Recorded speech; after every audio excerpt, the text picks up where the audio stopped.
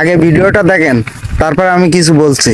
ইরানে হামলা কেন, তারেক জিয়া জবাব চাই, এরকম স্লোগান দিয়েছিল। গতকাল জামাত ইসলামের পক্ষ থেকে তারা একটি বিক্ষোভ মিছিল করেছে যে ইরানে হামলার প্রতিবাদে। এটি তারা করতেই পারে, কিন্তু সেখানে অত্যন্ত দুর্ভাগ্যজনকভাবে আমরা লক্ষ্য করলাম যে সেখানে স্লোগান উঠেছে, ইরানে হামলা কেন, তারেক জিয়া জবাব চাই, এরকম স্লোগান দিয়েছিল।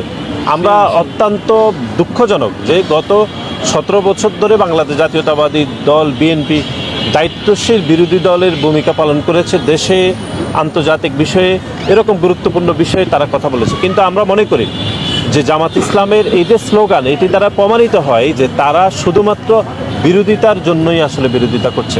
এখন আপনি খেয়াল করবেন যে আমাদের জনাব তারেক রহমান বাংলাদেশ জাতীয়তাবাদী দল বিএনপি যখন ভোটে বিজয় লাভ করেছে, তারপরে বিরোধী দলের নেতাদের সাথে উনি দেখা করেছেন। এগুলো সব কিছুই হচ্ছে যে বাংলাদেশকে এগিয়ে নিয়ে যাওয়া এবং বাংলাদেশের মানুষের সাথে মানুষের যে সৌহার্দ্যপূর্ণ সম্পর্ক নিশ্চিত করা।